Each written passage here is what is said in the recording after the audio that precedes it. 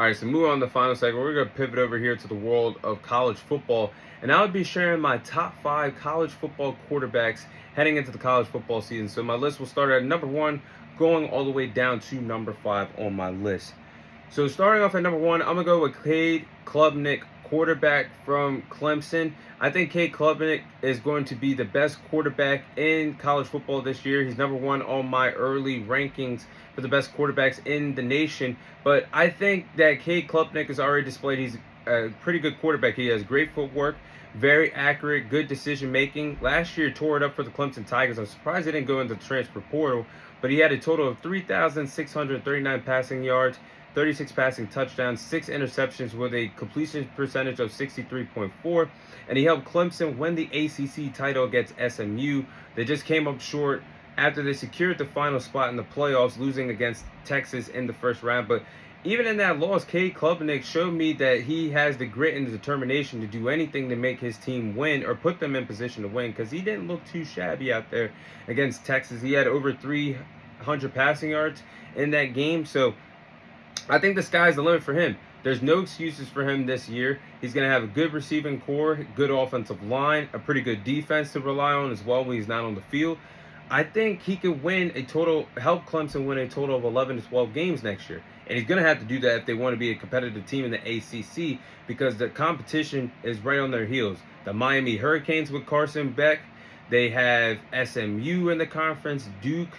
They also have Georgia Tech as well. So this could be a competitive ACC conference next year. But I think Cade Klubnik has the abilities to show why he could be the best quarterback in the country this year.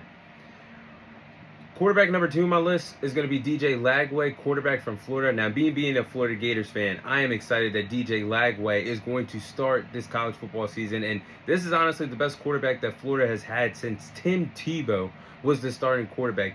DJ Lagway is a pure, raw talent at the quarterback position. I think he's the next big thing, the next big superstar in college football. And he's going to have an entire season starting at the quarterback position. I think he's going to be the best quarterback in the SEC, and he could possibly be the best quarterback in the country this year and possibly put his name in the hat for winning the Heisman Trophy Award this college football season. He's got a strong arm, great deep ball. I do believe he needs to polish up his accuracy just a little bit, but he showed flashes of what he could do in his 6 starts last year. I think he just needs to pump the brakes on the turnovers. He had 9 interceptions in his 6 starts last year, but he did have some big wins against Ole Miss that did have Jackson Dart, LSU that had Garrett Nussmeier. So he did win some big games against SEC competition. So if he can have a big year, I think he can not only bring the promise back to the swamp, but he can also put his hat in the conversation for winning the Heisman Award this year in his first year starting in college football. Now, number 3 on my list, I'm going to put Arch Manning, quarterback from Texas, on my list. Now, Arch Manning did look good last season, and he started 2 games, had a total of 939 passing yards, 9 passing touchdowns, 2 interceptions last year. But when you saw Arch Manning on the field with this Texas offense and the RPO system, he actually looked better in the offense than what Quinn Ewers did for the time that he was on the field, making plays with his arm, making plays with his legs. He just looked more dynamic and more useful in the offense than Quinn Ewers did at times. So no knock on Quinn Ewers, but I think Arch Manning everybody knows he's the better talent overall, but he could threaten defenses with his arm, his legs, and his athleticism. And I think the plan for Arch Manning, I know everybody's screaming 2026 NFL draft, but let's pump the brakes here. He is going to play his first season, start an entire season in the best conference in college football, in the SEC conference. Why not let Arch Manning grow for 2 years at Texas, then enter for the 2027 NFL draft, and everything goes well, he's going to be the cleared number 1 overall pick in the 2027 NFL draft. So I think that's the plan for Arch Manning, but I do believe he's going to tear it up with Texas. Now, the responsibility, he has a huge responsibility to live up to for Texas. They did lose 2 wide receivers that played a big, pivotal role with this team in the offense last year, that being Matthew Golden, wide receiver that was drafted by the Green Bay Packers, and Isaiah Bond. But I think Arch Manning is going to have a really good year. He's going to have to step it up, but he's number 3 on my list. At number 4, I'll go with Garrett Nussmeier, quarterback from LSU. Now, we put the tape on for Garrett Nussmeier. The film is there, and the potential of being a great quarterback, possibly in the National Football League, is there one day. I like everything about Garrett Nussmeier. He's a gunslinger, plays with confidence. Last year threw for over 4,000 passing yards with the LSU Tigers. And I like a quarterback that's willing to take a chance and have a set of cojones to put his team in position to win ball games. That's what you're supposed to do at the quarterback position. Play with confidence, be a team leader, put everything on the line to help your team win ball games, especially in a stacked and competitive SEC conference. But the only complaint I have about Garrett Nussmeier would probably be the turnovers. He did have a total of 14, 15 turnovers last year.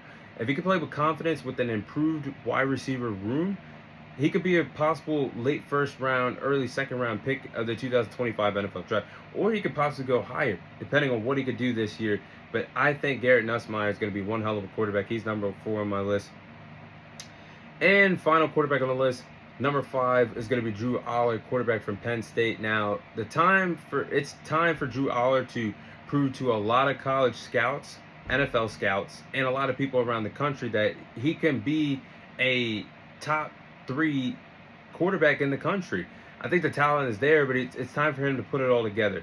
Not just against bad competition or competition that doesn't meet up to Penn State, but I'm talking about these other top tier schools that you're going to have to play in the Big Ten Conference, like Ohio State and Oregon. That's going to be right around the corner.